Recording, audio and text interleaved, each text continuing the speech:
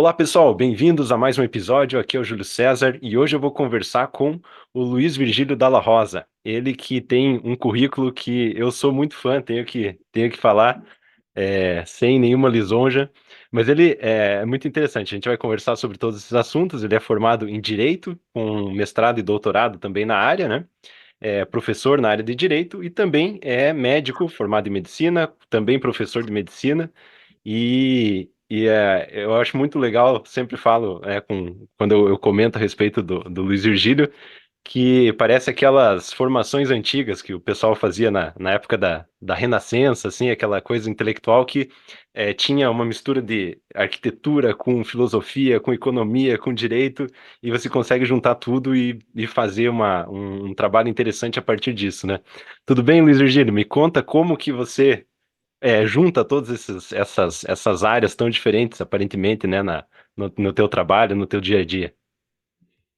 Tudo bem, Júlio? Obrigado, antes de tudo, pelo convite. É uma Beleza. alegria estar aqui participando do teu podcast.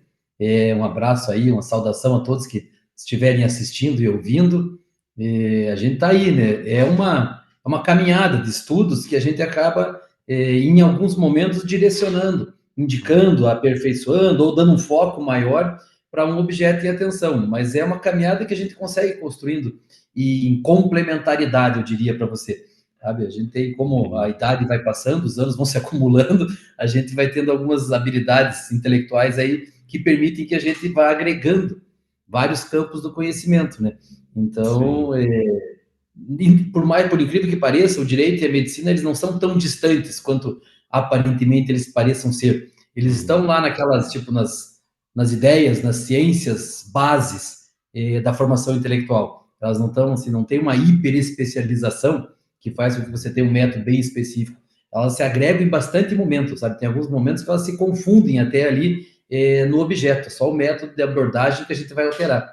Então, Uhum. são formações complementares, eu diria para você, e não, sabe, que caminho em separado. Sim, muito legal. E eu comentei aqui porque eu sei que você também gosta bastante da área de filosofia mesmo, né? Que é uma área que, no fim das contas, junta vários dos conhecimentos, dá uma ordem para tudo isso, né? Você também já estudou filosofia? Como que é essa área na tua vida para juntar esses conhecimentos? Sim, acho que talvez a área que justifique, mostre para a gente, é justamente a filosofia. Uhum. Filosofia, pelo menos desde os 13, 14 anos de idade, as leituras. Estudar é muita pretensão, ter que estar estudando com 13 ou 14, mas as leituras se iniciavam lá, e o que liga todos esses pontos justamente são as ideias, as abordagens filosóficas que a gente consegue fazer, que a gente consegue perceber que são só olhares de posições diferentes do mesmo objeto. A gente está Uhum. olhando o ser humano, as suas ações, o seu conjunto, a sua ordem, sobre ângulos distintos, e por isso que eles complementam a formação da gente. Então, a filosofia sempre foi a principal dos estudos, das leituras, talvez até hoje o maior volume de leitura e de Uhum. estudo direcionado que eu tenha feito, seja na filosofia mesmo, junto com a psicologia, que nada mais é do que uma área própria da filosofia, né? Sim. E esse é o fio que liga, talvez, essa formação aí, que daí, formalmente, ela começou com o direito, foi caminhando por Uhum. um paralelo entre a filosofia, o direito, a psicologia, e aí, uma hora ela mergulha um pouco mais no direito e vem depois aí sair na medicina também. Então, Uhum. de fato, a filosofia é a disciplina, a leitura, o interesse, o olhar que consegue dar coerência para esses estudos ou para essas habilidades que a gente acaba desenvolvendo e vai colocando em prática daí também profissionalmente. É ela que Sim. consegue fazer essa linha e não deixar que a gente fique um pouco caótico, ou que perca o foco, ou que perca a atenção do que está Uhum. fazendo. É ela que faz segura a teia aí sólida. Sim, legal. Bom, acho que uma coisa que muitas pessoas que estão na hora de decidir uma formação, algo para estudar, assim, é difícil alguém imaginar que possa um dia estudar uma coisa e depois mudar de área lá na frente, fazer outra coisa completamente diferente, né? Você, você teve esse pensamento alguma vez lá atrás, assim? Porque como você falou, né? São longo período de estudo para você ter formações diferentes, assim, né? Mas você chegou lá atrás, quando você estava escolhendo o teu vestibular lá na primeira vez, você chegou a pensar que talvez um dia você pudesse mudar de carreira ou como você fez, né? Nem mudou de carreira, você juntou duas coisas aparentemente distintas, assim. Eu acho que, assim, ó, vou ter que contar de duas formas, assim. Na adolescência, quando a gente vai fazer a escolha do vestibular, a gente tem aquele choque, né, entre o interesse imediato, entre a pressão que você tem também ali para uma escolha profissional que seja bem sucedida, que tenha algum resultado econômico ou financeiro mais próximo ou de reconhecimento. Uhum. E naquele momento, sim, eu prestei o meu primeiro vestibular com 13 para 14 anos. Eu lembro que eu fiz Uhum. vestibular aqui em Guarapuava mesmo, morava, na Uhum. época tinha um Unicentro, o Unicentro chamava Fafig ainda não tinha feito o credenciamento à universidade, e eu fiz vestibular lá e acabei passando naquele vestibular na primeira vez para administração, que era o curso que tinha Uhum. tipo, mais destaque naquele momento na universidade ali.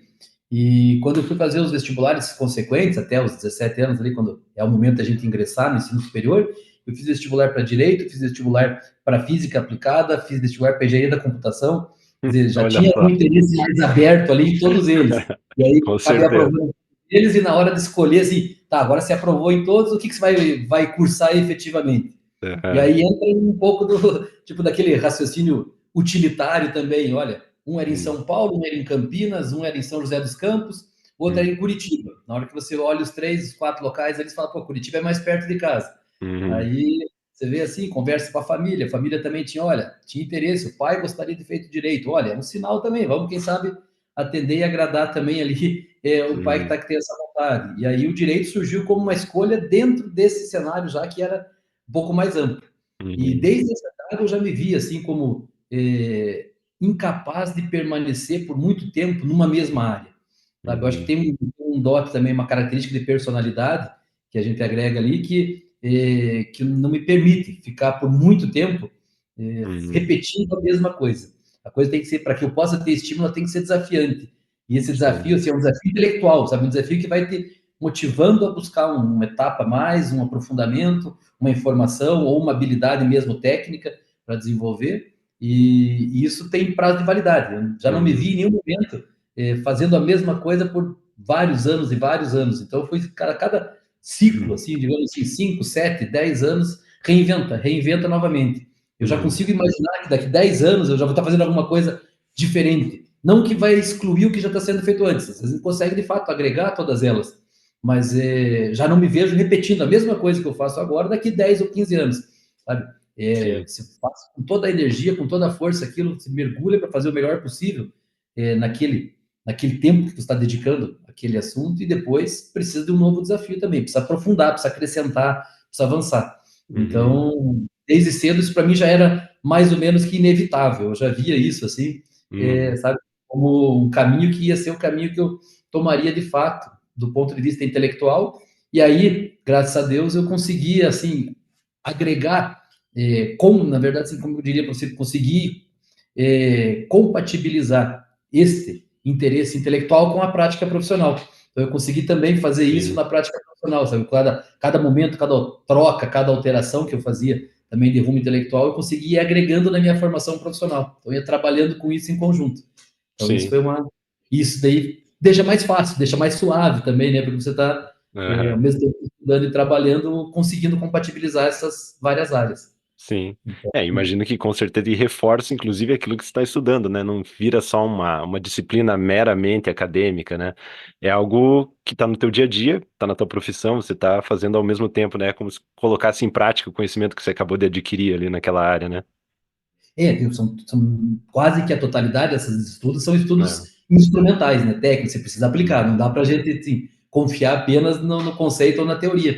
Então isso é interessante, você está vendo na hora se aquilo funciona, não funciona, como ele funciona, você consegue fazer a tradução, né, entre o entendimento intelectual, conceitual, teórico, e aquilo que Uhum. você vai colocar em momento na prática, onde tem o contexto humano, a contingência, onde entram, né, os fatores imprevisíveis, e isso é bastante interessante, você consegue a todo momento estar não só reforçando o que estudou, revendo e fazendo esse ajuste de compatibilidade entre o Uhum. que está acontecendo do ponto de vista das ideias, do conceito, e o que está acontecendo do ponto de vista real, prático do objeto.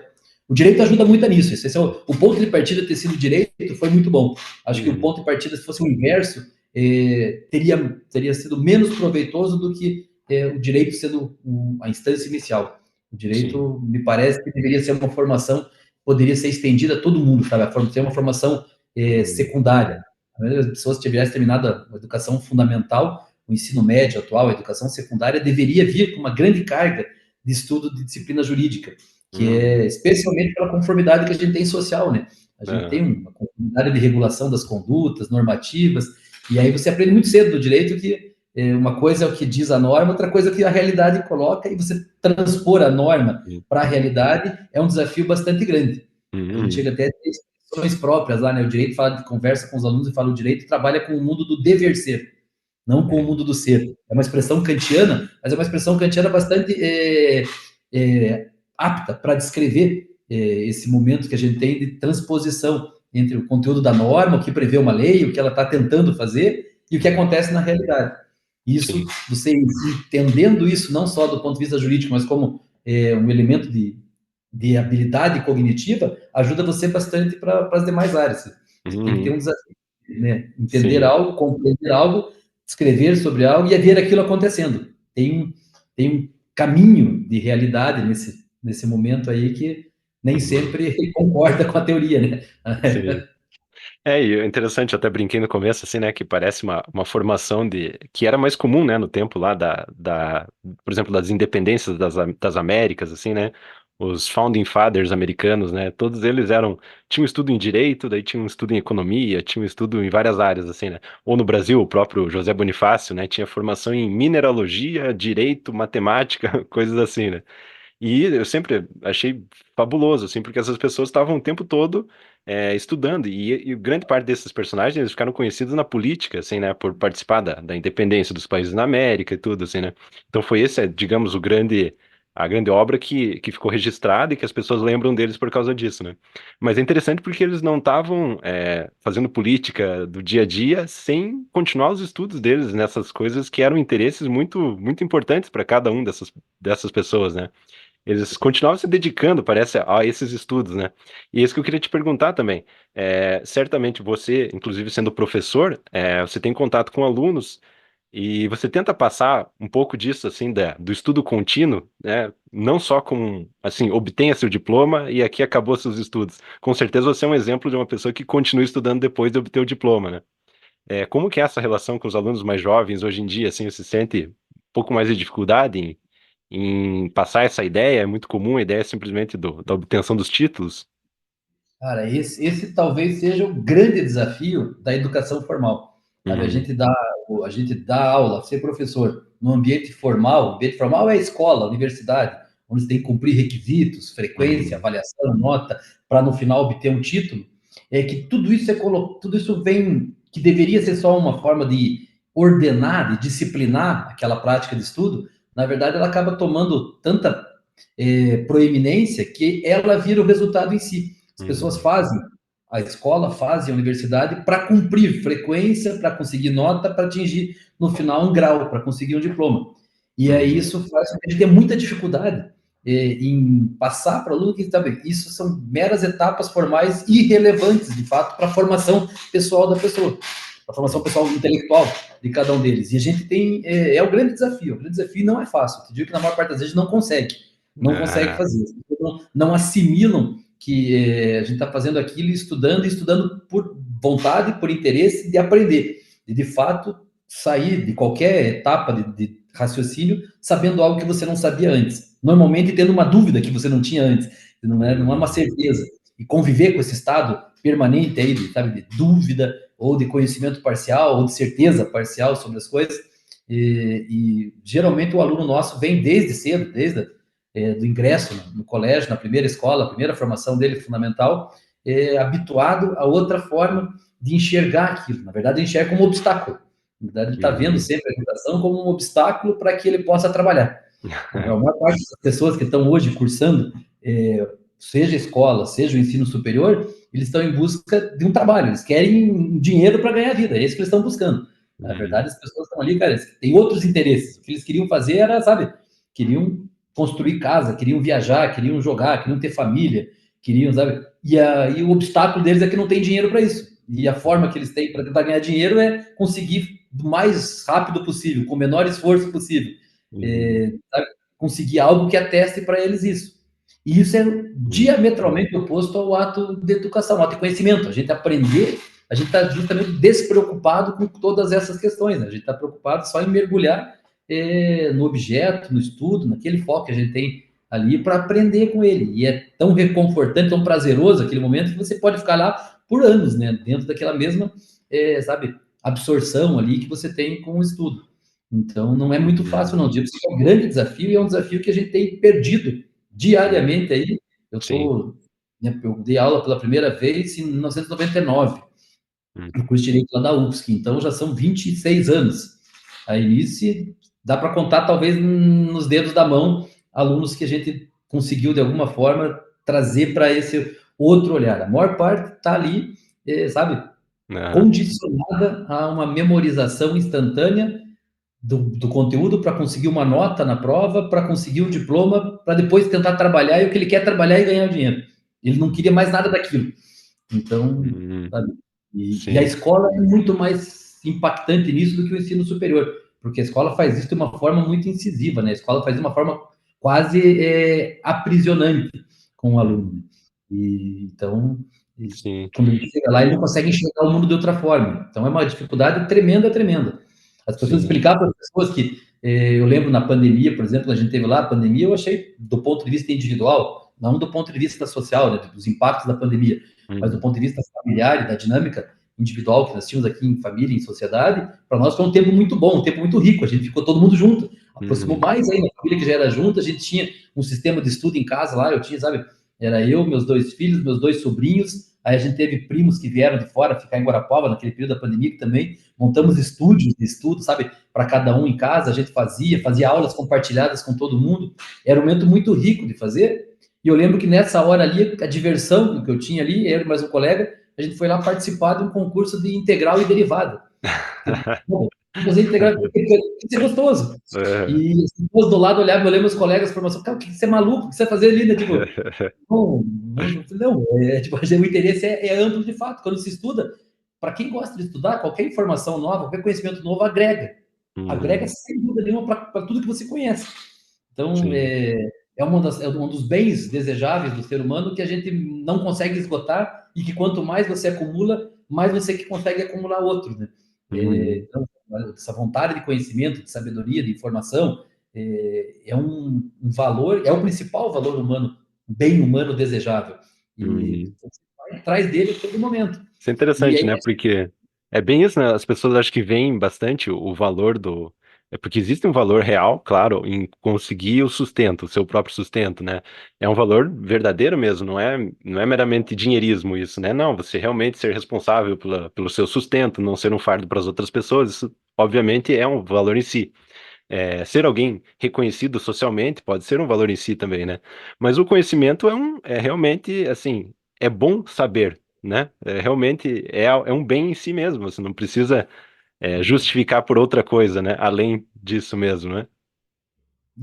exatamente isso. É bom saber, e o É. saber em si só é bom. E quanto mais você sabe, melhor é. Sabe? Mais agrega. Quanto mais você sabe de algo, mais você sabe de todas as outras coisas. São Hum, sempre aspectos da realidade que você vai conhecendo. Então, hum, e a gente tem uma dificuldade muito grande com o jovem, principalmente, porque ele não consegue enxergar isso. A escola faz o trabalho negativo em relação a hum, isso. A escola coloca isso como um obstáculo que não é só um obstáculo a ser transposto, é um obstáculo a ser, sabe, que você tenha medo, que você não queira nem enfrentá-lo, de tão hum, hum, angustiante que são os 12, 13 anos que a pessoa passa sim. na escola. Precisa ser E quase aí, exorcizado. precisa ser quase exorcizado.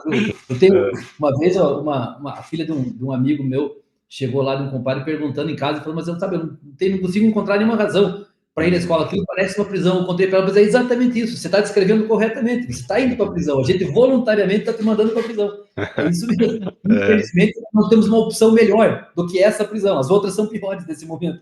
Mas é isso, porque sabe, você vai lá, a estrutura em que ela é feita, não o ambiente em que ela é formada, não auxilia a uhum, pessoa a ter essa vontade, a perceber tipo, o prazer sabe, que é em estudar e os benefícios que você consegue em estudar por si só. E uhum, aí, quando a gente chega no ensino superior, é um drama total, total, total. A gente não, sabe, você uhum, tem uma dificuldade muito grande em passar. Você consegue fazer com o aluno que esse aluno que efetivamente tem esse interesse social, que ele precisa de um trabalho, de uma renda, que ele precisa buscar uma ocupação no futuro, é que quando você vai passar habilidades técnicas, você consegue muito da concentração dele. Uhum. Aí o ensino mais abstrato é quase que impossível, mas a habilidade técnica você consegue dar atenção dele, você consegue repetir. E aí você faz como uma habilidade artesanal, como todas as habilidades são ensinadas, né? Você Uhum. vê primeiro, depois que você vê, você repete, e ao repetir bastante vezes, você acaba pegando, Uhum. sabe, meio que intuitivamente o caminho daquela técnica, e aí você começa a desenvolver ela sob orientação, para no final você se absorver e ter condições de assumir aquela técnica como tua. Isso a gente consegue fazer, isso a gente consegue fazer no direito com tranquilidade, na medicina com tranquilidade, Uhum. sabe, passar o elemento técnico. Se você termina e a pessoa fica extremamente hábil nisso que você ensinou e pergunta para ela como ela consegue fazer isso ou por que ela faz isso, você não tem nenhuma resposta. Você Aham. não consegue. Esse salto é muito difícil. Esse salto é Sim. muito difícil. Aham. A parte mais contemplativa da arte, ali, né? É. Aquela que teria uma razão do porquê fazer, sabe? Você não está Aham. repetindo, você não está só repetindo algo, você está sabendo por que aquela repetição é importante. E Sim. aí isso faz com que, acumuladamente, a gente tenha muitas pessoas com uma frustração, né? Uma frustração que vai se manifestando em várias formas aí, sabe? Às Uhum. vezes em irritação, às vezes em depressão, às vezes em, né, numa agressividade social bastante grande, numa impaciência, sabe? Numa Uhum. inconstância que você vê hoje, né, nas pessoas, a inconstância nas relações, nas formações, é muito disso aí, que a pessoa, sabe, ela não sabe dar nome para o que está sentindo, mas está sentindo algo que é isso. Ela não É consegue verdade. entender o fundamento, a razão, o sentido do porquê está fazendo aquilo. Uhum. É verdade. Eu lembro o professor Olavo de Carvalho, eu sei que você também estudou bastante os cursos dele, né? E ele falava, né, que, por exemplo, a pessoa fala, tem muita gente que acredita realmente, né, que a ignorância é uma bênção, né? Mas a ignorância faz com que você sofra sem saber por que tá sofrendo, né? Como que isso pode ser uma bênção, né? Foi mais ou menos o que você falou aí, né? Não consegue dar nome nem para como solucionar um problema que não tem sequer nome, né? Você sofre todos os dias as consequências de uma ação que você não sabe que ela está sendo praticada e nem quem está praticando. Isso, o É. Olavo até dava um nome para isso. O Olavo chamava isso aí de objeto inerme. Inerme com M, não inerte, sabe? É a base da teoria do direito que ele usava, era isso aí. As Uhum. pessoas que não conseguem ter no seu horizonte de consciência, nem mesmo contemplativo, aquela informação. Ela está Uhum. sofrendo os efeitos de uma ação que está sendo praticada no mundo, mas ela não sabe que ação é essa, quem pratica essa ação, nem que ela poderia existir, e ela Uhum. sente, ela está sofrendo. E ela precisa, de alguma forma, tipo, dar sentido àquele sofrimento que ela está sentindo, que ela está passando. Aquela situação, ela precisa, se ela não conseguir justificar para ela aquilo, ela entra, ela quebra psicologicamente. Então, ela Uhum. precisa, de alguma forma, criar algo, nem que seja inventado, para justificar aquele drama que ela sofre. E ela inventa mesmo. A gente Não. inventa. A gente inventa isso aí em sociedade, em ideologia, em política. Você inventa esses Uhum. conceitos que vão dar, tipo, autoria para Uhum. fatos que estão acontecendo em si, que você sofre e que você não tem ideia do que está acontecendo. Uhum. Isso vale desde as menores ações, das interações pequenas entre as pessoas da sociedade, como as grandes interações. E aí, esse desconforto, o Gustavo Corsão falava, né, o desconforto que isso gera, Aham. ele falava assim do desconforto e o desconcerto do mundo moderno, muito tem nisso aí mesmo. E você vai enxergando, se você não consegue encontrar um sentido para aquilo que você está fazendo, a razão do porquê você está fazendo, falta um elemento teu de humanidade, porque toda ação nossa é direcionada a um fim. A Uhum. gente tem a nossa ação, ela é por si só direcionada a um fim. Se você não sabe que fim é esse, você sabe que está faltando algo. Uhum. E aí, por mais que você. Aí você tenta, assim, de alguma forma, completar isso com algum interesse imediato, com algum retorno, com alguns. E nada daquilo vai satisfazer, porque você não consegue saber para onde você está indo, não tem nenhuma finalidade para aquilo. Uhum. E a maior Bacana. parte das pessoas aí passam por esse drama. É um drama também que o Ortega Gasset ia falar lá, quando ele relata o excesso de especialidade da Uhum. sociedade contemporânea, lá, né, os novos bárbaros que ele chamava, mas é isso aí, ele falou, viu, as pessoas acabam conhecendo tanto a filigrana, a minúcia de uma área, de uma técnica, de uma habilidade, que elas não sabem mais nada do que está acontecendo em torno, elas são mais ignorantes do que as pessoas que não sabem nada. E Aham. aquilo elas reveste elas de uma autoridade para si, para justificar aquela ação, que gera consequências que a gente vê aí, sabe, nessas Sim. relações sociais atuais. Então, É, Esse é um drama nosso, é um drama do professor diário. Todos os dias esse é o nosso drama. é interessante, é realmente, né? A pessoa tem, por exemplo, um exemplo disso, né? Tem a formação em determinada área e tudo é explicado pela área que ela se formou, né? Como se não houvesse outra possibilidade de explicação ao redor, né? Além, vamos dizer, formado em economia, tudo é sempre explicado pelo dinheiro, pela economia, né? Como se É fosse isso. a única E as motivação pessoas humana, né? vão até mais longe hoje, né? Isso aí é exatamente. A pessoa, se ela é uma economista e vê economia, tudo para ela tem um fundamento econômico. Hoje Uhum, é mais do que isso. Hoje ela só conhece a economia sobre um viés. Ela só conhece a economia liberal. E para ela, uhum, tudo aquilo tem uma resposta do ponto de vista da teoria que ela conhece. Tipo, o sim, caminho é o contrário. Você primeiro você tem uma ideia e dessa ideia você faz caber a realidade, como devia ser o contrário, né? A realidade é muito mais inabarcável e a gente ia buscar um pedacinho dela. E aí as pessoas na medicina isso é tipo isso é um é quase que uma que o cotidiano, sabe, das uhum, especialidades da medicina é essa. A pessoa sim, sabe, a pessoa conhece coração, ela só vê o coração, para ela tudo é do coração, tá chegando ali, ela nem vê que tem uma pessoa atrás, ela não sabe, ela esquece uhum, por vezes que é uma pessoa. E sabe, aquele coração sim. por acaso está naquela pessoa, mas é um órgão e não é ela. E aí, então isso é muito comum acontecer É, também. eu até eu ia comentar isso contigo. Eu tenho uma impressão assim de que, por exemplo, o paciente, vamos dizer, né, eu que não tenho conhecimento de medicina, eu sinto uma dor, né, no tórax aqui, então eu acho que é meu pulmão. Eu vou no pneumologista. E é impossível você não sair com o remédio de pulmão de ter ido, depois de ter ido, né? Mas então, no fim das contas, quem deu o diagnóstico fui eu mesmo, na hora que eu escolhi o profissional, não é? Eu tenho muito essa impressão, assim, que você acaba. Mas eu sou leigo, como é que eu posso ter dado o diagnóstico? Eu não sei se eu tinha problema no pulmão, era o coração, era outra coisa, né? E acho que realmente acontece por causa dessa hiperespecialização, assim, né? É, tem meio que um incentivo para o médico dar alguma coisa da especialidade dele ali para resolver um suposto problema, assim.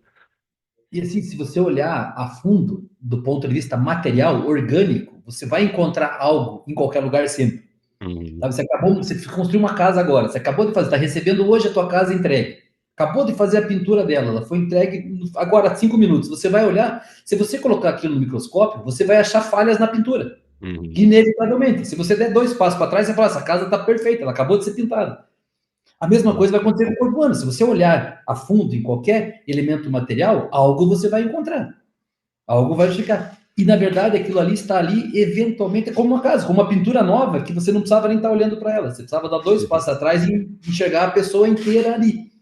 Então a especialização enorme faz isso e não sabe fazer a perda de foco de que é uma pessoa que tem algo e não é algo que a pessoa perde. A pessoa não é a soma de todas uhum, as partes dela. Quer dizer, a pessoa não é só material e ela não é a soma dos conjuntos materiais que ela tem. Somou todas as células da pessoa, você tem uma pessoa.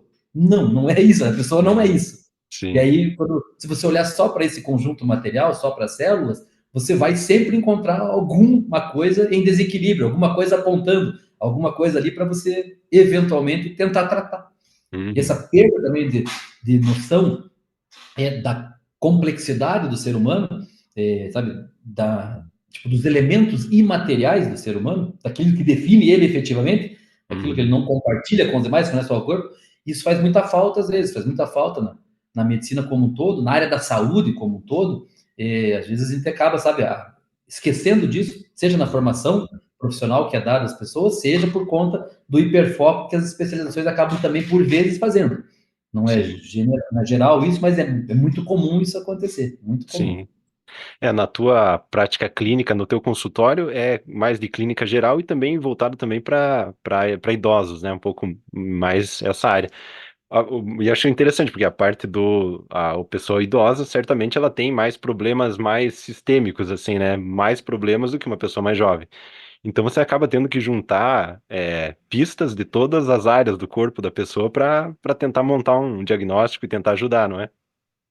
Ah, com certeza. Veja, quando a gente vai, os extremos das idades são populações bastante Uhum, especiais, com bastante particularidades. Então, as crianças, os idosos, eles têm, ainda que muito que sejam análogos ao adulto, ao homem já formado inteiramente, ao ser humano, eles têm particularidades para cada uma delas. Então, quando você vai uhum, pegar o idoso, de fato, você tem que fazer todo um ajuste para entender aí é, há bastante assim, os sinais, os sintomas que ele já carrega consigo, eventuais doenças que ele traz também, eventuais medicações, eventuais cicatrizes que ele tem. de toda a história dele de saúde, mas mais importante, o que o idoso mais sofre, a gente percebe no atendimento à saúde do idoso, é de alguém que olhe para ele enquanto um ser humano integral, um idoso todo, sabe? Para que você partilhe com ele de todos os dramas que ele está vivendo, da dor crônica que ele está sentindo, mas essa dor crônica tem uma explicação muitas vezes. Essa explicação, uma vez desconhecida, faz com que a dor fique um pouco mais suave, sabe? Uma doença que já não sabe, degenerativa, que vai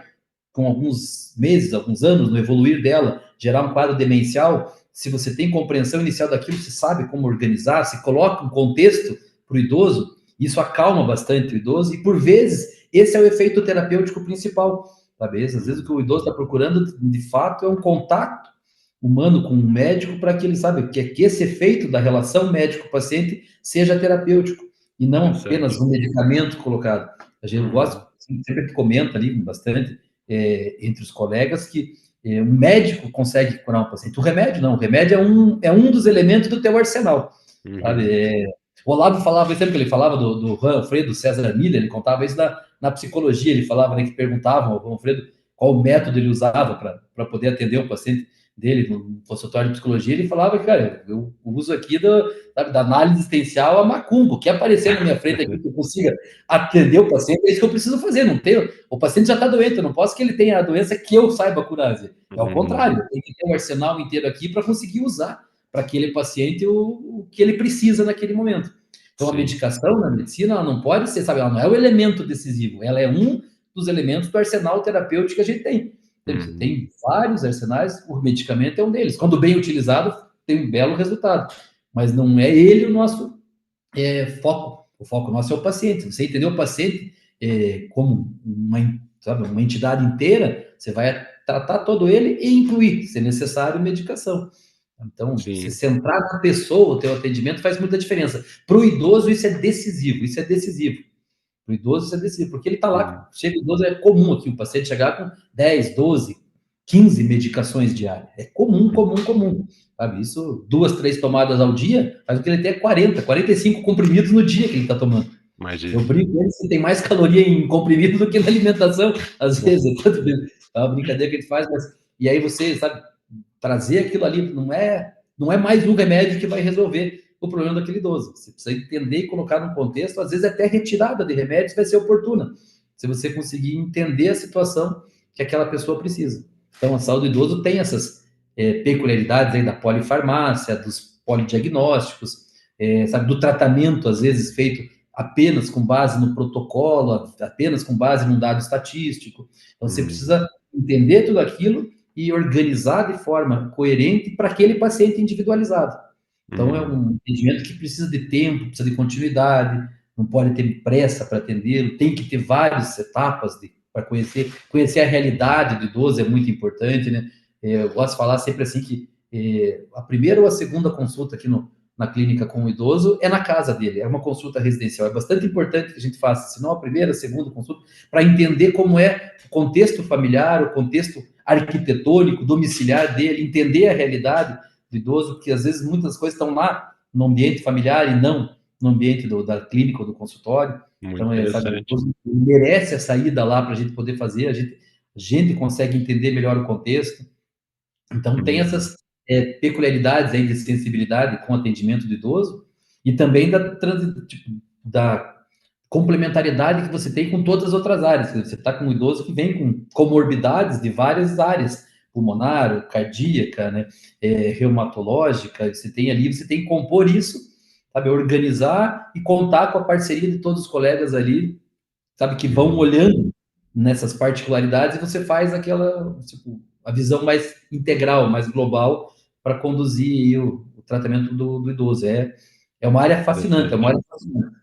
Sim, sem dúvida. E tem até estava vendo esses dias, né, que parece que em 2050 a população do Brasil vai começar a diminuir, o que mostra como, assim, a quantidade de idosos seremos todos nós, assim, basicamente vai aumentar muito mais, né? Então, imagino que é uma área que vai crescer nesse sentido, assim, crescer o número de pessoas que vão precisar ser atendidos desse modo, né? Ou, ao contrário, a saúde de muito mais pessoas vai piorar, né? Porque a população está envelhecendo. A pirâmide está invertida, né? O Ocidente inteiro tem essa aí, para cada Uhum. país aí é só uma data que a gente estima próxima para É. você ter a inversão toda ela, mas a população está envelhecendo, envelhecendo melhor, envelhecendo também, sim, a gente nota uma diferença, a gente está numa fase de transição de geração, que a gente está pegando o final de uma geração de idosos que teve, assim, uma vida muito difícil, uma vida, sabe, essa geração que hoje está aí entre os seus 70 e 90 anos aí, que é a grande população da saúde idosa que a gente atende, é uma população que trabalhou desde muito cedo, trabalhou, sabe, com um trabalho de braçal desde os seus 10, 12, 15 anos, é uma população que veio, sabe, que não teve prevenção nenhuma no Uhum. começo, uma população que foi, tipo, sabe, colocada sobre fatores de risco constante ali, seja de alimentação, ambientais, o álcool era muito comum, o cigarro era muito comum.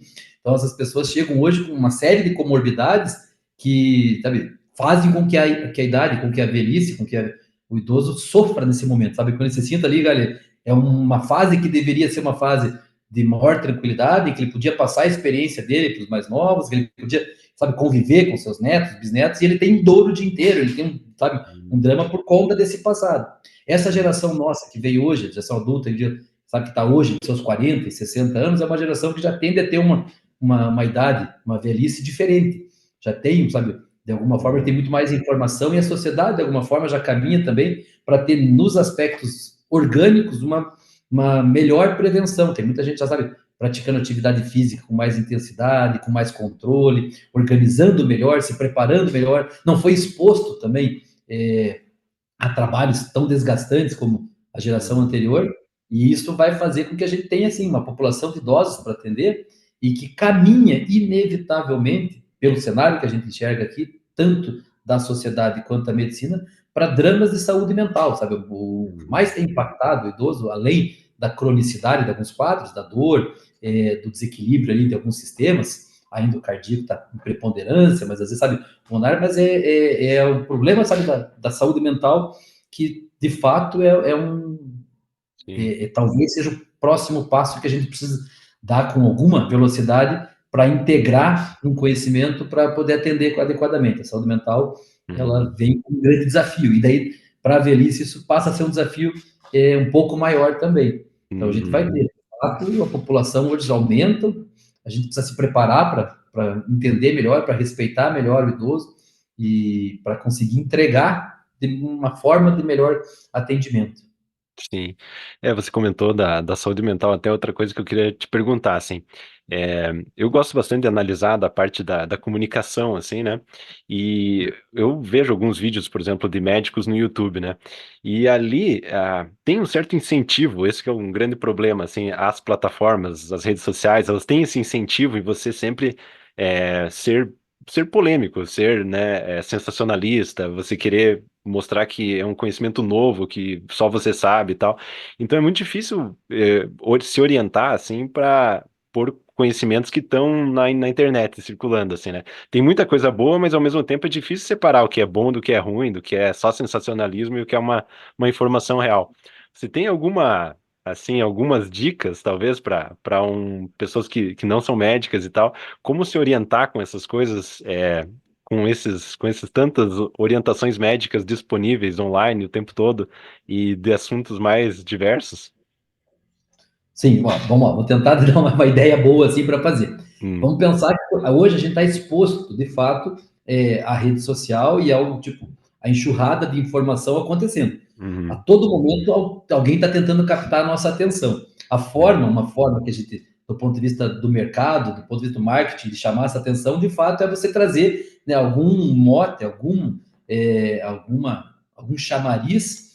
que destaque ou pelo perigo, ou pela inovação, pelo ineditismo, né? Olha, tá aqui, nunca ninguém tinha pensado, nunca ninguém viu, está dando certo, para chamar atenção. Uhum. Normalmente, as pessoas, elas têm defesa pessoal contra esse forma. Em uma situação normal, a maior parte das pessoas consegue perceber que aquilo é um elemento de marketing tentando chamar a atenção dele para entregar um produto no final. Uhum. E não que isso seja errado nem certo, ele está entregando um produto, a pessoa sabe. O problema é que quando está a todo momento sendo bombardeado com esse tipo de ação, em algum momento do dia, em algum momento da tua rotina, sabe? Às vezes é naquela semana, naquele horário, aquela noite que você está acordado vendo ali, aquilo pega você indefeso e você entra naquilo ali. Parece que aquela hora aquilo, você perdeu o teu filtro, que você sabia claramente que aquilo era uma peça de marketing, você perde o filtro e você mergulha naquela informação. Me atingiu bem certinho naquele momento. E isso, como está todo o tempo acontecendo, tem sempre alguém sendo atingido por essa informação. Certamente. A melhor forma da gente se defender, além desse filtro que a gente mantém, e a maior parte das pessoas mantém mesmo, é a gente pensar assim, não tem novidade que vai acontecer que já não tenha sido implantada, não tem um detentor do segredo, não tem. Se a gente tivesse, a pessoa conhecesse esse segredo, ela dominaria todo aquele mercado, ela não precisaria estar ali expondo, ela já estaria fora do mercado. Se ela tivesse uma informação para trazer, e essa informação fosse decisiva a ponto de mudar a vida da pessoa, ele não estaria ali te entregando aquela informação. Ele não precisaria mais daquela peça de marketing ali para te entregar um produto. Esse é um pensamento que a gente precisa ter muito claro. Uma segunda coisa que a gente precisa ter muito claro, é muito arriscado a gente colocar a nossa saúde, a nossa vida, a nossa decisão, qualquer aspecto nosso, numa opinião de terceiros, que é um profissional que está entregando, muitas vezes, sem você ter um mínimo de comprovação de que aquilo tem um resultado efetivo. Na dúvida, a prudência diz que a gente deveria seguir aquilo que sempre foi feito. Olhar exemplos de coisas que estão se mantendo. Essa ideia de que as coisas que sempre aconteceram de um jeito continuam acontecendo, ela nos dá uma garantia muito maior. Você tem ali um elemento externo de prudência indicando, aqui eu tenho mais tranquilidade do que uma aposta. Não estou fazendo uma aposta num risco de algo que eu não tenho ideia de onde vai chegar. Então, essa colocação que a gente precisa ter, olha, estou vendo uma notícia, alguém está colocando lá, olha, achei um produto X que vai inovar, tem uma composição aqui que se você fizer, nunca ninguém pensou nisso e você vai emagrecer, você vai ficar mais bonito, sabe? Você vai ter disposição. Você vai, cara, mas se isso aí já acontecer, estava todo mundo mais bonito, mais disposto, mais inteligente. Então, é uma defesa que a gente tem que estar todo o tempo fazendo, mas que se a gente tiver exposto continuamente aquilo, em algum momento a gente vai fraquejar. Em algum momento, essa informação pega você num momento do dia, da tua vida, que ela acaba fazendo sentido e você entra. Quando isso se direciona à saúde especificamente, é um momento em que você está muito fragilizado. Você ou um parente seu, ou sabe, algum próximo, alguém que você tem uma relação afetiva está fragilizada, você quer de alguma forma uma solução, que a solução que seja a mais rápida possível, a melhor possível, porque você está vivendo aquele drama no momento. E essa hora de fragilidade é a hora que a gente menos deveria se expor a situações mercadológicas. Porque aí aquilo ali passa a fazer um sentido que a gente transfere para aquela solução colocada como uma solução do mercado, a gente transfere ao nosso drama. E a gente olha, ali, eu estou com um parente com um diagnóstico de uma doença intratável. E alguém está dizendo que tem como tratar. Sabe? Aquilo ali encaixa para a pessoa como como uma luva. E aí você acaba se expondo a esses problemas aí de charlatões, efetivamente, que a gente também tem expostos aí em rede social. Então, é muito tipo, a vulnerabilidade que o estado de saúde leva. Às vezes a pessoa, mas na maior parte das vezes, aos familiares, ao entorno da pessoa, propicia que a adesão a essas práticas sejam maiores. Então, uma forma de tentar evitar isso é diminuir o acesso, né? Diminuir o acesso.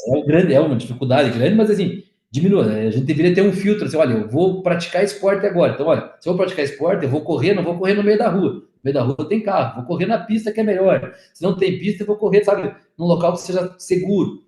Se eu vou acessar a mídia, eu devia fazer assim, cara, eu vou acessar a mídia social na hora que eu estou concentrado, na hora que eu sei o que eu estou fazendo. A pessoa Faz devia ter uma sentido, disciplina, sabe? Ó, agora eu vou ficar 2 horas rodando TikTok. Tranquilo, mas eu estou consciente que eu vou rodar TikTok, que eu estou me divertindo, que eu estou vendo aqui tal qual eu veria um filme, uma série, ler um livro. Se você entra aquilo na dinâmica e você perde o filtro, aquilo se torna automático, inevitavelmente, em algum momento, você vai cair numa daquelas. Sim, Então, é verdade. deveria incluir hoje uma forma de disciplina pedagógica individual de cada um de acessar as mídias de forma disciplinada, se preparando. Se prepara para a refeição, se prepara para a atividade física, se prepare também para você acessar o telefone e acessar o computador. Seria importante, porque é muita informação chegando, é muita informação. que você usa como mercado mesmo. Você pega uma faísca ali de algo que é real, de algo que Uhum. tem um estudo, que tem um elemento de evidência, Uhum. e você extrapola aquilo para entregar um produto. Você quer entregar um produto. E você Sim, precisa, para entregar um produto, você precisa disso aí, de um elemento, de uma decisão que é volitiva, né? Só precisa que a pessoa tenha vontade de aderir àquele resultado. E sim. aí, como você faz isso pela rede social, é uma vontade distante, você não está próximo da pessoa para cobrar no momento seguinte o resultado que ela prometeu. Então, Uhum. não é fácil você se defender disso, não é fácil. Não é um contra-argumento que vai fazer isso, né? Uhum, é verdade.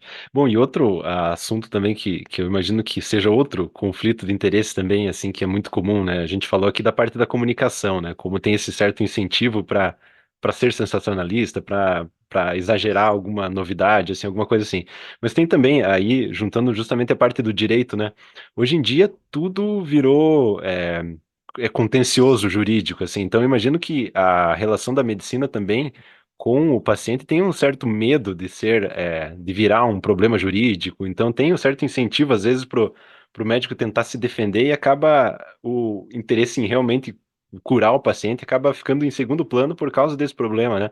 Como que você vê isso? É realmente essa impressão que eu tenho, é por aí mesmo? Também, Júlio, a gente tem esses dois caminhos, sabe? Como a gente expandiu bastante a área de atuação do direito e a área de atuação da medicina, em algum momento eles iam se chocar. Então você Uhum, tem um caminho de judicialização da medicina, que é você levar as discussões das condutas médicas para o judiciário. é. A gente foi levando gradativamente todas as áreas aí, cada vez mais judicializando mais no sentido assim econômico da judicialização, sabe? Buscando identificação de erros para indenizações que recompensassem erros praticados. Uhum, Isso de fato acontece. Se a gente olhar isso acontecendo, tem dois pontos de vista possíveis. A gente pode olhar assim, olha, sobre algum aspecto, isso freia a atuação do médico. Ele fica um pouco mais engessado, amedrontado, porque ele não sabe se aquele ato dele está sob o escrutínio do resultado do paciente, que é, sabe, um melhor atendimento, uma assistência adequada, ou se aquilo ali está sob o escrutínio da busca de um equívoco para sobre ele lançar uma responsabilização. uhum, Como é que a medicina respondeu a isso? Ela começou respondendo isso lá nos Estados Unidos e a gente foi incorporando na prática da medicina ocidental. A gente acaba criando diretrizes, protocolos, que sabe, que deem sustentação para a nossa ação. Tem um caminho tipo, da medicina que a gente desenvolve, que é baseado na evidência clínica forte, isso é outra coisa, mas sim, a gente acaba desenvolvendo protocolos de atendimento, diretrizes, para você seguir passos, do passo A, o passo B, o passo C, e isso resguarda a tua atuação. Então, de fato, isso é tipo, isso, sabe, existem atendimentos médicos que precisam seguir protocolos, inevitavelmente.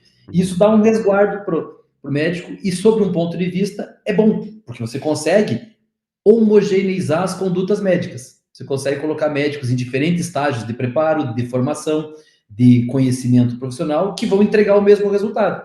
Você chega lá, sabe, você vai no pronto-socorro agora e você fala, olha, eu tô com, sabe, meu peito tá doendo. Meu peito tá doendo aqui, meu braço tá dormente.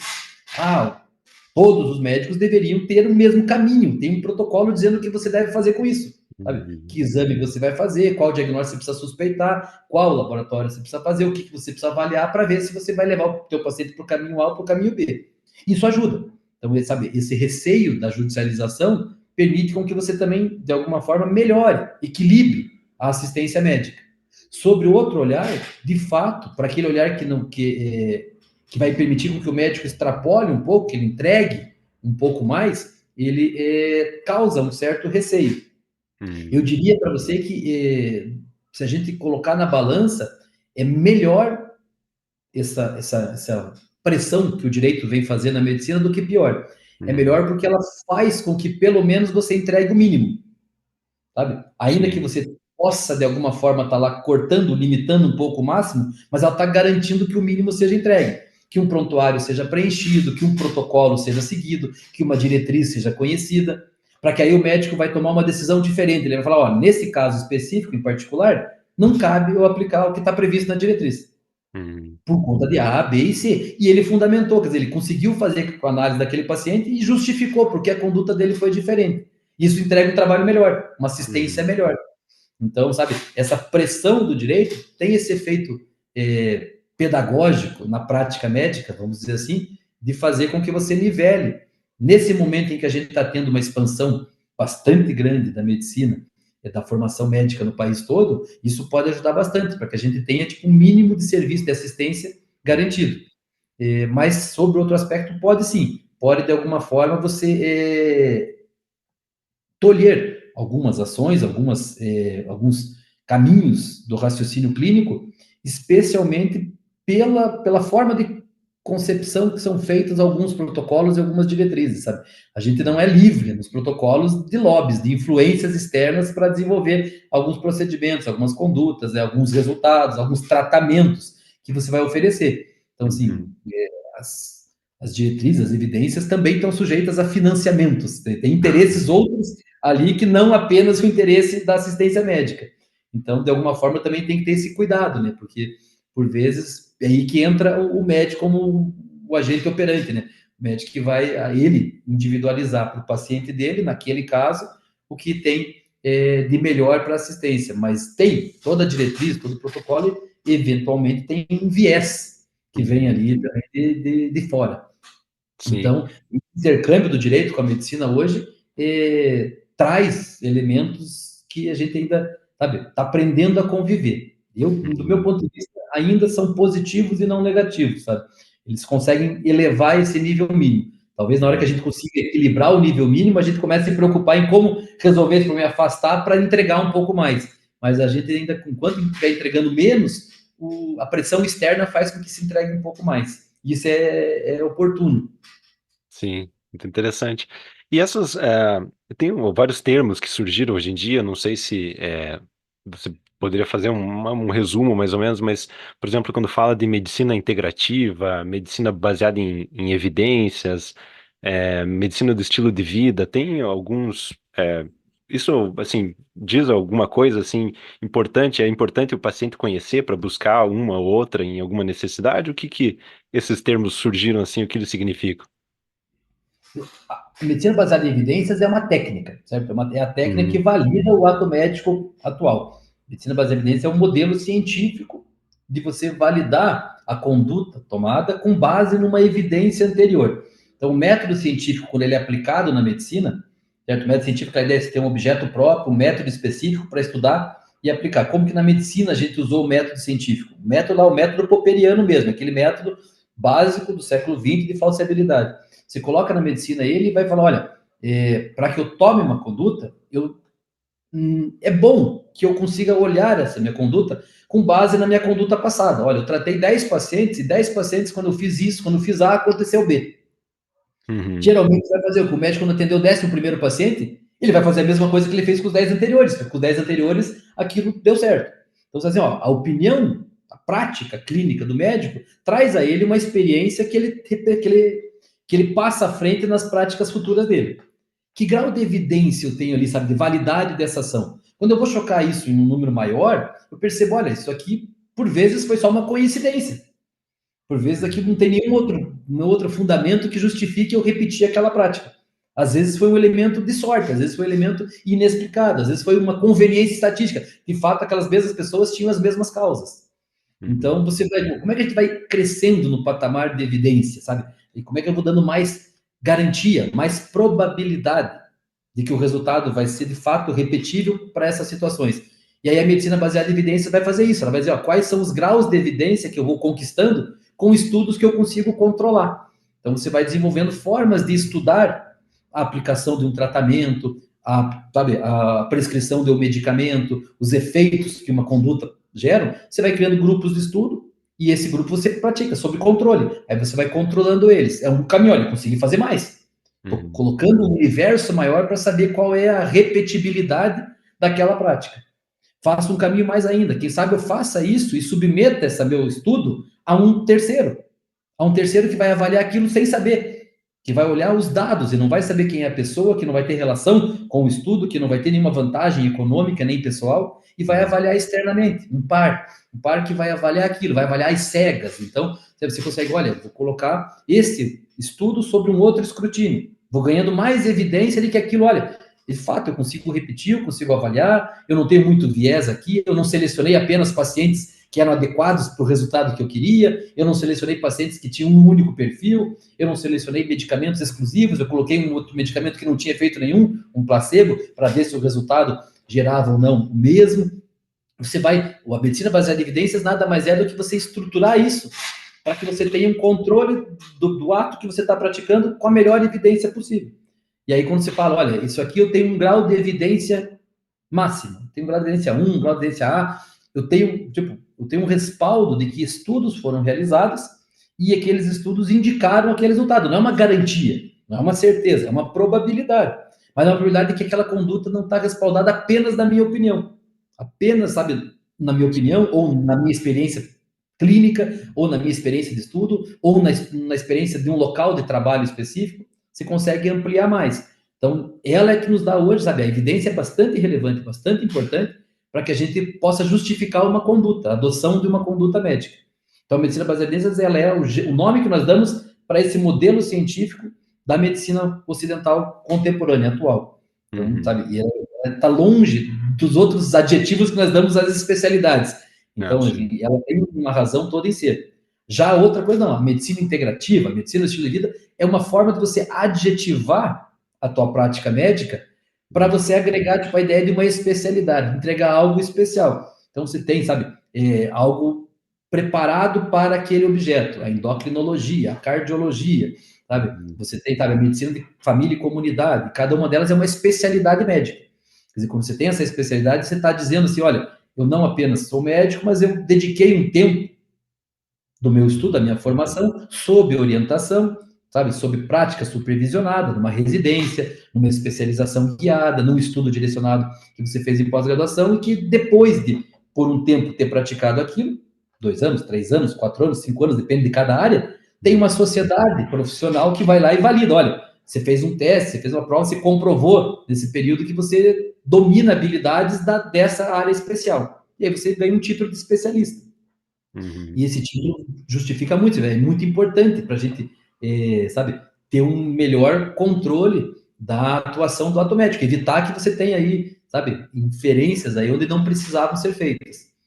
Algumas delas têm um chamariz de marketing mercadológico muito grande e que não encontram esse respaldo legal. Sabe? Não existe medicina integrativa. A medicina integrativa não é uma especialidade médica. Todo médico, quando atende um paciente, atende integralmente o paciente. É o que a gente conversava no começo. Qualquer médico que vai olhar, você chegou lá, olha, eu tô com uma unha encravada. Um médico vai atender a tua unha encravada, vai atender a tua unha encravada de você, não é qualquer unha. Ele vai te olhar, entendeu? Sabe? Eu canso de dar vários exemplos, a gente encontra, assim, sabe? Um médico lá, uma vez eu tenho um paciente, ele foi consultar a primeira vez com um reumatologista, porque ele, sabe, uma queixa de uma dor crônica lá que nós ouvia. Ele foi na consulta, ele saiu da consulta com encaminhamento para o cardiologista, porque o reumato, na hora que atendeu o paciente todo, ele escutou um sopro no coração e falou, viu, o teu problema agora não é tratar isso.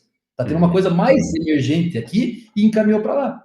Ele vai lá, trata, volta. Quando ele volta lá, fala, peraí, o que nós estamos vendo aqui agora nessa imagem aqui é que você tem um problema ortopédico, nós precisamos resolver aqui, cabe uma prótese. Ainda não vou te atender, o teu problema hoje é outro. Todo mundo está atendendo integralmente o paciente. O paciente, sabe, um bom médico está sempre olhando o paciente como um todo. Então, a medicina integrativa é a definição de medicina. Aí, quando é o que se faz na medicina. Quando você coloca esse adjetivo no mercado hoje, nas redes, você está querendo falar assim, olha, as outras pessoas não olham aquilo e eu estou entregando para você um serviço diferenciado. E esse serviço diferenciado, não bastasse eu alegar que sou diferenciado, eu estou dando nome para ele, e esse nome, às vezes, acaba atraindo a pessoa. E isso, de fato, é um engodo. Você está enganando a pessoa ali. Você tem a hormonologia, não existe essa especialidade. Tá? Há uma especialidade da medicina que estuda efetivamente os efeitos das relações hormonais, a endocrinologia. Não existe uma outra. E aí a pessoa te coloca aquilo para, sabe, para chamar uma atenção, uma validação para o ato médico dela, que de fato é charlatanismo. E a pessoa sabe disso, sabe? Isso é conhecimento padrão em todos os médicos. Então, a pessoa sabe o que está fazendo aquilo, sabe ali. De alguma forma, a gente tenta responsabilizar os profissionais que agem inadequadamente, sim, mas não é tão fácil. Mas o objetivo aí sempre ali é, veja, se tem algo que está sendo anunciado como muito novo, como muito diferente, sabe, como algo que nunca ninguém pensou, você, cara, sempre duvide, sempre duvide.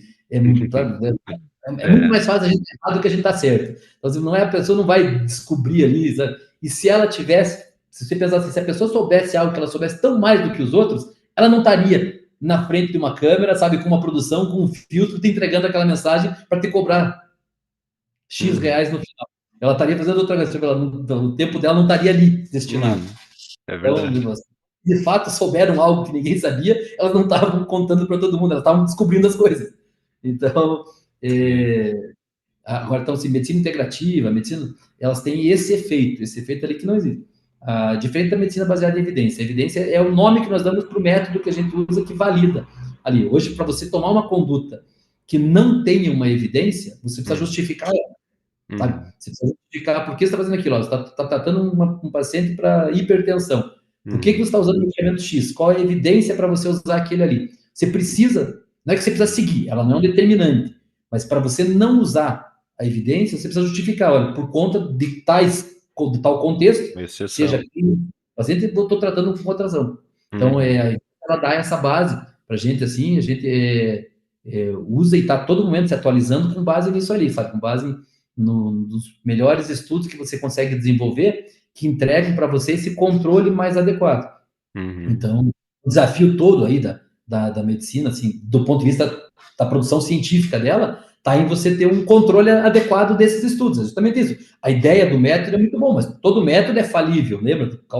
Todo método Sim. tem possibilidade de ter erro, de ter falhas, e pode ser não intencionais ou podem ser intencionais também, né? Então você precisa Sim. estar sempre tomando, tem a dificuldade que você tem por vezes é de encontrar se não teve nenhuma fraude, nenhuma falha, nenhum problema, um vício na produção daquela evidência. Mas quando a Uhum. evidência ela é formada adequadamente, ela é muito robusta, ela nos dá muita tranquilidade para dizer, não foi de uma opinião, de uma interpretação que você fez quando estudou um assunto. Aquilo vem Uhum. corroborado por um estudo que foi controlado, que a gente observou e sabe os resultados daquilo ali. Basicamente, a psicologia inteira se desenvolveu assim, né? A psicologia clínica toda se desenvolveu assim também. Ela foi Uhum. perdendo esse contato depois. Mas no começo era justamente isso. Eu preciso controlar para eu poder, tipo, eu não posso arriscar com as pessoas só pela minha opinião. Eu preciso Uhum. ter um conjunto mais robusto para justificar as condutas. Então a evidência vem para isso. Sim. Aproveitando esse tema, né, e como que você vê essa questão da saúde mental, como você falou, é muito importante, a gente estava falando dos idosos, mas até, cada vez mais jovem precisa de auxílio, né, com a questão da saúde mental. Mas existe também muito um certo, eu diria assim, parece que muitos diagnósticos assim de parece que qualquer coisa minimamente diferente assim parece que tem um nome de uma doença, alguma coisa assim. Como que o médico lida com isso para não dar um nome de patologias para todos os tipos de diferenças assim da mente humana? Não é muito fácil, né? Porque parece que tem um certo conflito hoje em dia nisso também. Não é fácil, Júlio. Veja, a gente sim. O primeiro problema é que a saúde mental ela tem o principal elemento dela é imaterial e não material. Então, Uhum. assim, é muito difícil você entender um transtorno, uma conduta de saúde mental, um problema de saúde mental, sem entender o que é o ser humano antes. Você precisa ter um conhecimento, uma definição antropológica do ser humano para poder colocar aquele elemento que está interferindo na conduta da pessoa, no sentimento, na Uhum. forma de agir, na forma de decidir, na forma de cognição que ela tem.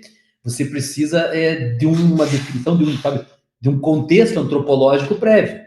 E a maior parte das Sim. formações médicas não entregam esse contexto antropológico. E isso dificulta muito. A gente teve um segundo problema recente na saúde mental, que foi que partiu mais do modelo até americano, que foi você tentar categorizar estatisticamente critérios para diagnóstico da saúde mental. Então, tem um livro, que é o livro que a gente usa para criar o diagnóstico lá, chamado DSM. Esse DSM, ele vai, sabe, na verdade, ele é um conjunto estatístico de principais sinais e sintomas que se você faz uma conta e aquela conta, se der 4 critérios, não é diagnóstico, é 5 critérios, é diagnóstico. Uhum. Isso não funciona. Tem vários estudos ali, você tem artigos de pessoas dos primeiros autores que fizeram a redação do primeiro DSM, que logo depois de publicar, eles se arrependem e começam a publicar artigos e falam, cara, a gente errou quando fez isso, tipo, não é para isso. Uhum. A saúde mental é um elemento muito dramático, muito sensível, muito vulnerável para ser compreendido. A gente tem elementos ali que precisam de uma compreensão mais ampla do que vem a ser a patologia. É. sabe? Mudou o nome, não chama de doença, chama de transtorno, mas mudar o nome não muda a realidade. Você precisa Uhum. conhecer aquela patologia mais adequadamente para que você consiga aí, usar o remédio, a conduta, a escuta, a terapia como um elemento terapêutico e não usar ele como um final em si. Você vê muito hoje diagnósticos precipitados, a pessoa chega e ela conta, ela faz o relato de um episódio da vida dela em que ela está triste e aquilo ali sai com um diagnóstico de depressão, com um medicamento de uso contínuo para renovar a receita a cada 60 dias. Uhum. Ela está te contando, ela está contextualizando o episódio de tristeza dela. E esse episódio de tristeza não é um diagnóstico de saúde mental, é um diagnóstico que precisa de tempo. O grande elemento que você tem que dar ao diagnóstico de saúde mental é o tempo. Você precisa deixar aquilo transcorrer por muito tempo. Às vezes você demora 1 ano, 2 anos, 3 anos, você pode passar anos sem ter um diagnóstico ao Uhum. atender um paciente de saúde mental, porque, sabe, são elementos que você não consegue precisar com uma rapidez como um exame laboratorial, que você sabe, você mede ali, você viu que diminuiu a hemoglobina dentro da hemácia, aquilo é anemia, pronto, tem anemia, está resolvida, a anemia está lá, é um diagnóstico que eu faço laboratorialmente, eu Sim. consigo quantificar num equipamento, eu não consigo fazer isso na saúde mental. Então, sabe, como que eu vou recompor o traço, ainda que eu dê um suporte medicamentoso, mas eu preciso recompor, eu preciso, sabe, aquilo influi no comportamento. Como é que eu vou fazer traço de comportamento? Como é que eu vou encontrar os gatilhos que estão disparando aquele desequilíbrio que a pessoa está passando? Como é que ela vai me narrar a história dela novamente, várias e várias vezes, para que ela possa, ela, contar para ela, até que ela encontre aonde que surgiu aquele elemento inicial que causou o transtorno, aquela neurose que ela tinha em algum momento ali, e aquilo ali ficou esquecido, e ela vai recontando e recontando várias vezes, até que aquilo aparece e aquilo Uhum. gera um efeito catártico. Então, a proximidade da psicologia e da psiquiatria se perdeu, hoje elas estão muito distantes, sabe? O Uhum. psiquiatra manda o psicólogo manda o psiquiatra. Não, eles deviam estar conjunto, conversando, sabe? Junto com a dinâmica do paciente para você conseguir dar um melhor retorno. Então, a saúde mental é um desafio muito, Uhum. muito grande e está potencializado, como você bem disse aí. Hoje a gente tem, sabe? Eu não olha, só um chute educado, que eu vou dizer para você assim, mas É. uso dizer para você que mais da metade dos alunos hoje, com entre 18 e 25 anos, toma algum remédio, algum medicamento de saúde mental. Incrível, né? Realmente. E tem um efeito social nisso, né? Assim, todo mundo é uma multidão de pessoas sob efeitos diversos, assim, e certamente afeta o comportamento, como você falou antes, né? As reações, os gatilhos, muda a sociedade toda, né? Uma tendência como essa, né? E nenhum medicamento ele é ausente de efeito colateral. Nenhum, nenhum, nenhum. O que a gente sempre Uhum. faz é pesar se é mais benéfico ou mais maléfico. Então, quando o benefício que ele oferece é maior do que o malefício que ele pode gerar, você utiliza, né? E Uhum. há uma infinidade de efeitos que a gente não conhece, que a gente não domina, sabe? Tem drogas novas que vão sendo colocadas no mercado e você ainda não, sabe, não tem ainda nem todo o histórico de possíveis desdobramentos do uso contínuo daquela medicação e que Uhum. você já oferece a uma população jovem e que vai impactar, sabe, do ponto de vista comportamental, do ponto de vista cognitivo, do ponto de vista emocional. Sim. E essa é a parte que é mais cara ao ser humano, né? Eu sempre gosto de exemplificar para o pessoal entender, mas uma pessoa que perdeu um dedo, perdeu uma mão, ela não perdeu muito dela, ela só perdeu o dedo, perdeu a mão, ela continua sendo ela inteira. Sabe? Uhum. Uma pessoa sem braços e sem pernas. Ela continua sendo uma pessoa inteira ali. Ela só perdeu a parte do corpo dela. Uma pessoa que perdeu algo da psique dela, uma pessoa, sabe, que perdeu Uhum. uma razão de viver, a pessoa que não encontra a felicidade do que está fazendo, essa pessoa deixou de ser menos pessoa. Essa É pessoa, ela está verdade. perdendo um elemento melhor. Então, é muito mais sério, sabe? A seriedade com que deveríamos tratar a saúde mental deveria ser muito mais intensa, muito maior. Ela sabe, É um mais advogado é mais sutil e mais sério, né? É bem, sutil na série. Um né? advogado que, por mais mau advogado que ele seja, o pior que ele vai te fazer é te fazer um dano patrimonial. Sabe? Ele não vai Uhum. conseguir fazer mais do que isso, eu digo. Sabe? Quando você vai no médico, o médico está tratando o teu corpo ali, o máximo que ele vai fazer é ferir teu corpo, sabe? Não dá conta daquilo. Um psiquiatra, um psicólogo, um profissional de saúde mental, o erro dele é um erro que pode macular a vida inteira da pessoa. Ela vai carregar aquilo pela vida inteira, sabe? E isso é muito sério. Então a gente deveria tratar sempre com muita seriedade as questões de saúde mental, porque elas impactam naquela essência da pessoa mesmo, naquilo que ela tem de mais precioso. Sim. E essas ferramentas novas que estão surgindo, você costuma usar para os seus estudos, por exemplo, a inteligência artificial, essas coisas, como que você vê assim até para os alunos também, como você tem visto? Tem sido uma coisa que tem substituído muito o raciocínio humano ou realmente tem sido bem utilizado em bons casos, assim, como um auxiliar da inteligência humana e para desenvolver realmente uma técnica e uma ciência melhor?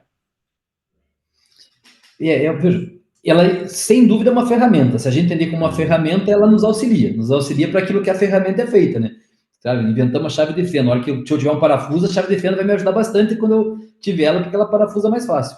Se você sabe disso, se você vai usar a inteligência artificial para te facilitar, para te auxiliar no teu processo de decisão, de raciocínio, é fenomenal, sabe? Está cada vez melhor de utilizar, a gente consegue integrar isso tanto no direito quanto na medicina, de uma forma fabulosa. Se você substituir ela como um elemento para te entregar o resultado final, é um perigo muito grande. Você perdeu o controle daquele. Você está usando uma ferramenta que era para um fim, para um outro fim que você não tem controle nenhum. Uhum. O principal perigo que eu vejo é você usar isso como substituição do estudo, sabe? Não Uhum. como substituição da tarefa. Se a inteligência artificial te ajuda a fazer a tarefa tua mais rápido, melhor. Sabe? Você vai fazer lá no direito, olha, se eu precisava de 4 horas para fazer uma petição, e eu consigo fazer ela em 1 hora com auxílio da inteligência artificial, excelente, continuo fazendo a petição, mas eu Uhum. faço ela em 1 hora, eu posso fazer 4 e não uma, ganho produtividade com isso. Se eu consigo Uhum. revisar um ato feito que eu levava 3, 4 horas para revisar, eu consigo revisar ela em 15 minutos, muito melhor, eu estou conseguindo ter controle. Se eu coloco ela para fazer no meu lugar a petição, eu perdi todo o controle sobre aquilo. Uhum. Se eu não aprendi a fazer a petição, eu nem sei o que ela está fazendo. Voltando naquele exemplo lá, eu nem sei o que está acontecendo. É a inteligência artificial que está fazendo. É verdade. Então, o drama hoje é você colocar a inteligência artificial para substituir o ato de aprendizado. Sabe? O aluno vai lá e Uhum. usar ela para fazer. E, cara, aí você não tem mais nada. Aí você perdeu todo o controle. Ela deixou de ser uma ferramenta. E ela passou a ser um fim. E aí é um grande risco. Então, Uhum. assim, a gente precisa, de fato, incorporar ela para a prática educacional, para a prática pedagógica, e usar ela como uma ferramenta para o aluno, mostrar como ela pode ser uma ferramenta útil, mas como ela não pode substituir. A mesma coisa vai acontecer na prática profissional, ela pode nos auxiliar bastante em você ter, sabe, melhores respostas, melhores padrões, maior uniformização, homogeneização na tua conduta, você consegue entregar melhor e mais rápido, muitas coisas. E isso não tenha dúvida nenhuma. Tem precisões, a gente já tem, enfim, estudos rodando aí que você consegue ser bem alimentado, ser bem oferecido, se entregue um contexto adequado, a IA te dá uma resposta com uma precisão aí altíssima, maior do que a precisão que você consegue entregar com o raciocínio humano individualizado. Mas você tem que alimentar ela não pode ser, ela continua sendo uma ferramenta. Uhum. Então, e é uma realidade, você não pode fugir dela, tem que tentar se apropriar ao máximo dessa ferramenta e tipo, aperfeiçoar o uso dela. Então, a gente tem usado. No Uhum. direito e na medicina, isso é. A gente ali na Unicentro, nós temos um grupo de pesquisa que está estudando inteligência artificial no direito, a gente está fazendo aí, Uhum. participando, inclusive, a Unicentro é a representante do Brasil inteiro, da universidade que representa o Brasil, num consórcio, nós temos de 14 países que estudam o direito digital e a inteligência artificial, a gente, no departamento do direito ali, capitaneou essa atuação aqui, então tem alunos, tem professores pesquisando e publicando nessa área. Na medicina, a gente tem hoje uma enormidade tipo, de usos que os aplicativos estão fazendo, estão facilitando. Vou te dar um exemplo para você ver como isso Uhum. pode auxiliar bastante. Eu, na minha prática clínica, no consultório, eu não uso mais nenhuma digitação enquanto eu atendo o paciente. O paciente tem uma Uhum. consulta de 1 hora, 1 hora e 30, 2 horas, é toda ela conversada diretamente com o paciente. É sempre Uhum. a gente está olhando no olho, está conversando, está interagindo, não tem aquela etapa em que eu preciso registrar uma informação, digitar aquele dado, porque toda ela está sendo gravada, o áudio inteiro está sendo captado. Que E esse legal. áudio, depois, ele gera para mim o documento tal qual eu produzi, como eu quero aquele documento, que registra essas informações. Isso Uhum. facilita muito, veja. Isso uma consulta Uhum. de 1 hora em que eu passava 30 minutos digitando, ela passa uma consulta de 1 hora em que eu passo 1 minuto digitando e apertando para a impressão final da receita, da Sim. orientação, do exame. Então, isso é um ganho muito grande que a gente tem. É um ganho, sabe, é o uso inteligente dela. Se Uhum. você coloca ao contrário, você coloca assim, às vezes você está estudando para o teu paciente, você precisa atualizar as últimas diretrizes daquela área, as melhores condutas, você consegue que te entregue esse mecanismo de pesquisa mais rápido. Então, a ferramenta é muito boa. O operador é que precisa saber usar a ferramenta. Então, eu diria assim que hoje a gente está mais preocupado em formar e treinar o operador do que a ferramenta. As ferramentas estão ficando cada vez mais precisas. O operador é que precisa desse estímulo. E, por incrível que pareça, eu percebo diferente do que talvez a maior parte tenha comentado, conversando e percebendo hoje. Me parece que a geração dos 40 aos 55, dos 35 aos 55 anos, a última geração que pegou a transição do analógico para o digital, esta geração está sabendo muito bem usar, porque ela só vê isso como ferramenta. A geração que está vindo e está imersa dentro da realidade digital não está percebendo que isso é uma ferramenta e está ali, e está dentro, e não sabe o que fazer.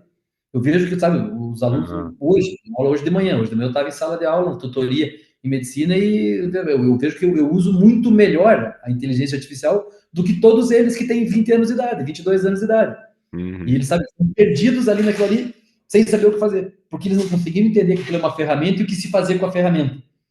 E aí, a gente está até, inclusive, pensando como que a gente vai incorporar isso aqui para auxiliar os alunos a entenderem essa ferramenta como um elemento de auxílio. Porque eles, sabe, às vezes o cara coloca lá e você perguntar para ele bom dia, ele pergunta para o chat como eu dou bom dia. E aí ele tipo, não tem ideia do que está acontecendo. E isso acontece de fato, é verdade. E, em exemplos tão incríveis quanto esse. Você pergunta a pessoa, olha, você pergunta, qual a classe desse medicamento? Ele coloca, qual a classe do medicamento? Aí ele olha para o chat e tem que responder. Você fala, tá, mas o que significa isso? O que significa isso? Não vai uma interação de raciocínio.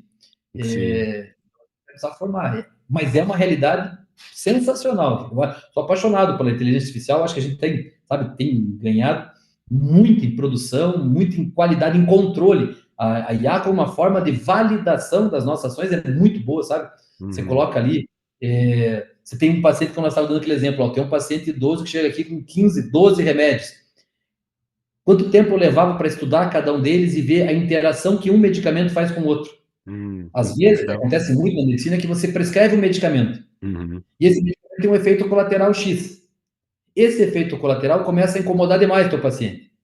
E aí você mesmo, ou um outro médico vai lá e trata esse efeito colateral com outro medicamento.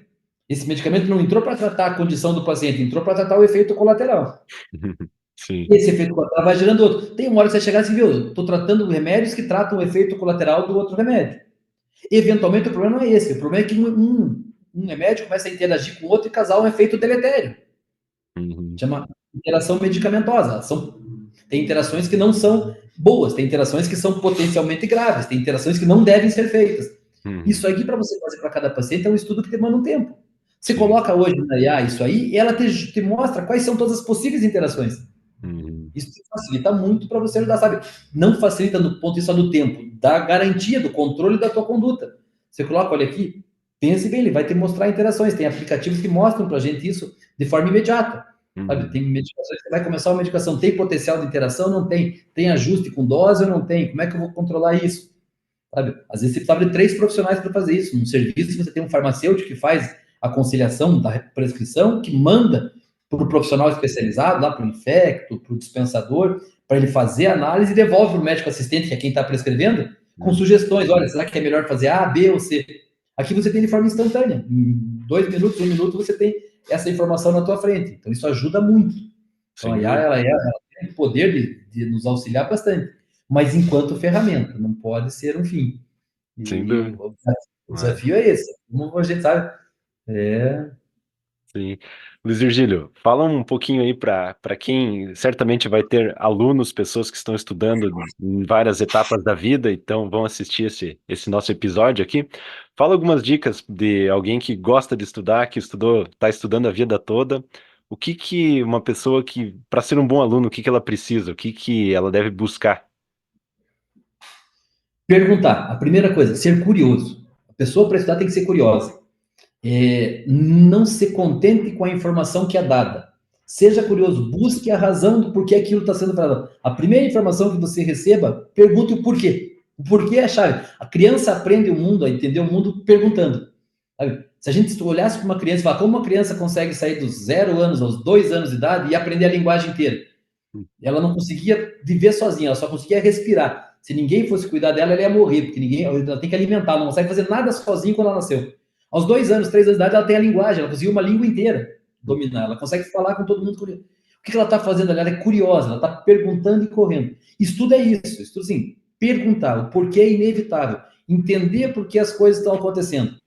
Depois que você começa a entender o porquê, você tem que ser curioso a ponto de encontrar onde está a pergunta que vai melhor responder para vocês. A pessoa que mais fez perguntas é a pessoa que mais vai saber no final. Não é a pessoa que mais leu, a pessoa que mais memorizou, a pessoa que mais informação teve acesso. É a pessoa que mais perguntas fez. Ela vai ter mais respostas e as respostas vão fazer sentido para ela. Então não é uma pergunta que vem de fora, é uma pergunta que vem de dentro. Para a gente ter pergunta tem que ser curioso. Então a primeira grande coisa é assim, seja curioso, seja muito curioso. Não se contente com a informação que é passada.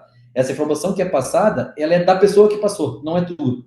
Eu sempre comento assim, o resultado efetivo de uma boa aula, de uma boa palestra, de uma boa conferência, é que quem deu a aula ficou melhor do que estava. Ele saiu melhor do que quando entrou. Quando eu termino uma aula, eu saí melhor do que eu entrei na aula. Eu aprendi alguma coisa. Porque o ato ativo de produção foi meu. Eu cheguei e eu estou a todo momento articulando e eu consigo perceber coisas que eu não percebia antes. Passivamente, quem recebeu aquilo, ele só sentiu se aquela aula foi boa ou foi ruim. Ele olha no final, pô, essa aula foi boa pra caramba. O que significa ser boa pra caramba? Fica, pô, foi agradável, sabe? Parecia que ele entendia do que falava, as coisas fizeram sentido, foi engraçado, foi. Mas ela não recebeu nada, aquilo não pertence a ela. Se ela não fizer a pergunta e falar, olha, tá, mas por que ele falou aquilo? Da onde ele tirou essa informação? De fato ela confere ou não confere? Qual é a causa daquilo? Perguntar e for buscar, ele nunca vai conhecer nada. Ele vai estar sempre referindo ao conhecimento que era de terceiros. Então, ser curioso é a primeira grande coisa. Segundo, duvide de toda a informação que lhe é passada. Duvide, duvide. Nem que seja pelo ato pedagógico de aprendizado. Duvide. Sabe? Toda informação merece uma contra-informação a ela. Toda afirmação, toda premissa merece uma contra-premissa. Para você validar ela efetivamente. Então a pessoa te contou, falei, não sei, vou lá ver em que fonte está isso, da onde que saiu, foi só da cabeça da pessoa? Se foi da cabeça da pessoa, essa cabeça tinha razão quando pensou naquilo? Ou o elemento está ali? Muitas vezes a pessoa fala absurdos, absurdos, absurdos, e você compra aquilo ali como... Então duvido. Tem o exercício, a atividade de ir buscar, de fazer uma checagem da fonte, a todo momento. O cara falou, vamos ver se falou mesmo, vamos checar. Assim você vai, com curiosidade, com dúvida e com checagem, descobrindo aquilo que, na prática, é o método de aprendizado, que é você ir tendo opiniões que vão se conflitando, vão se chocando, para que você vá absorvendo o que tem ali. Então, as primeiras duas grandes dicas é, seja curioso, duvide de tudo ali. Terceiro, tente, de alguma forma, descobrir o método pelo qual você vai estar inteiro na hora de estudar. Você precisa estar todo presente na hora do estudo.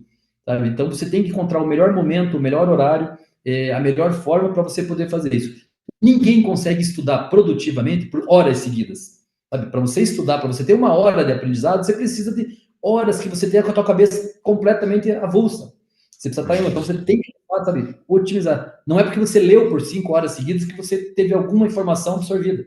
Não é porque você passou a noite inteira estudando que você, aprendeu. Não é esforço. O aprendizado não é o resultado final de um esforço. Você pode passar a vida inteira lendo e não entender nada. Você pode ficar 30 minutos por dia, de fato, estudando e aprender muito. Eu comento com os alunos que um dia produtivo de estudo é um dia em que você acordou sem saber uma coisa e foi dormir sabendo uma coisa a mais. Uma coisa. Uma informação. Não era uma informação a mais. Um ano depois, você vai ter 360 informações a mais que você não tinha. Você é outra pessoa. Sem dúvida. Uma vida depois, você vai ter uma quantidade de informações que você tem. E não é porque você abarcou tudo. E essa informação que você tinha veio de uma pergunta que você fez, de um ato curioso seu, de uma contraposição, de uma checagem que você fez de uma informação. Então, não é porque está no livro, não é porque está na inteligência artificial, está na internet, que você apropriou para si aquela informação. Então, não basta você ler ela, o ato tem que ser ativo, você tem que buscar conhecer. Então, encontrar o melhor momento, encontrar o tempo, e na hora que você tiver esse tempo, você de fato ser dedicado àquilo, curioso, perguntar, buscar a informação, vai fazer com que você aprenda. Se você tentar fazer isso, fazer a pergunta, ser curioso, duvidar, checar a informação num tempo adequado, e aquilo não faz sentido para você, você simplesmente não nasceu para estudar. Tipo, não minta para si mesmo. Tome a conclusão inevitável daquilo que a realidade está demonstrando. A maior parte das pessoas não nasceu para estudar. A maior parte das pessoas nasceu para trabalhar. A maior parte das pessoas nasceu para ter, sabe, para ter prazer, para ter lazer, para ter trabalho, para ter convívio. Não nasceu para estudar. Estudar é um ato solitário. Estudar é um ato, sabe? Estudar é um ato que, da mesma forma que um atleta precisa ter um condicionamento físico para cada vez ficar melhor, um estudioso tem que ter um condicionamento intelectual para cada vez ficar melhor. E isso vai roubar dele um monte de outras coisas. Vai tirar dele um monte de outras coisas da vida para fazer. Então, se você está tentando, olha, eu não tenho curiosidade de nada, bom, você não nasceu para estudar, evidentemente. Se você não tem nenhuma pergunta, você não tem nenhum interesse naquele objeto. Se você não tem nenhuma pergunta que você consiga imaginar para aquilo que você está estudando, você está no local errado.